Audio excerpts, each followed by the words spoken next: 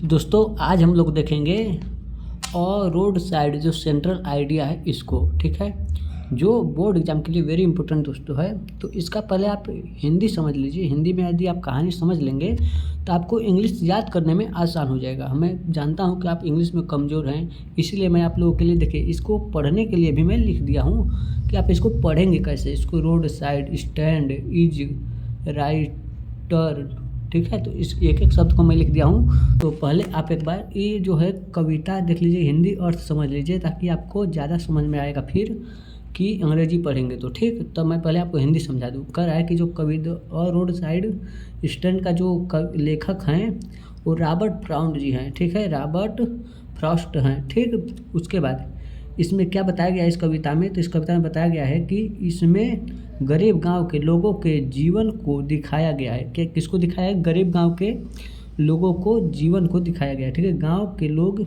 सड़क किनारे फल और सब्जियां बेचते हैं। उन्होंने उम्मीद होती है, जो गांव के लोग होते हैं उनको उम्मीद होती है कि शहर से आने वाले लोग रुकेंगे और उनके से सामान खरीदेंगे।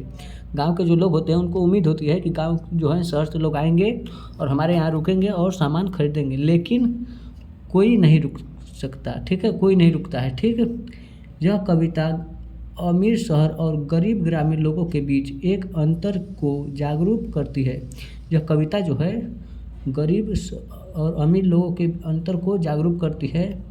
इसमें गांव के लोगों के संघर्ष और बेहतर जीवन की इच्छा को दिखाया गया है। गांव के लोग सोचते हैं कि हम बेचेंगे, हम भी अपना अच्छे से जीवन यापन करेंगे, उसी चीज़ को इसमें दिखाया गया है, ठीक। तो अब देखिए आपको पहले ये समझ लीजिए इंग्लिश, अब आपको समझाते हैं, अब आपको ज़्यादा समझ में आएगा इंग्लिश और, ठीक है। देखिए पढ़ना कैसे है। The poem a road side stand right by Robert Frost, ठीक है। तो कह रहा है कविता के लेखक जो हैं रॉबर्ट फ्रॉस्ट हैं, ठीक। It show the life of poor village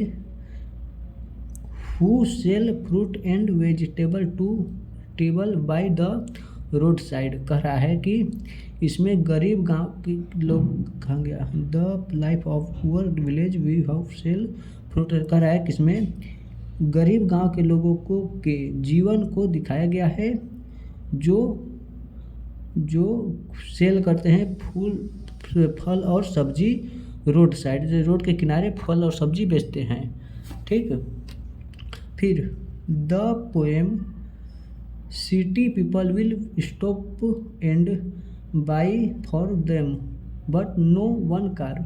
कह रहा है कि द होप सिटी मतलब लोग जो है शहर के लोग आएंगे सिटी से, तो पीपल जो है स्टॉप होंगे, रुकेंगे और बाई फॉर द और रुकेंगे और सामान खरीदेंगे, बट नो वन कार, कोई नहीं रुकता। गांव के जो आदमी सोचते हैं कि रुकेंगे और खरीदेंगे, लेकिन कोई नहीं रुकता, ठीक। फिर उसके बाद कह रहा है कि द पोएम हाईलाइट, मैंने पोएम जो है इसका पोएम का हाईलाइट क्या है, the gap between rich city and poor rural, यानी जो है रिच सिटी और पुअर रूरल के बीच डिफरेंस बताया गया है people and so the struggle of village for better life. करा है कि जो शो किया गया है कि विलेज से अच्छे लाइफ होता है शहर लोगों का, ठीक है। तो मिलते हैं नेक्स्ट वीडियो में, आज के लिए इतना ही।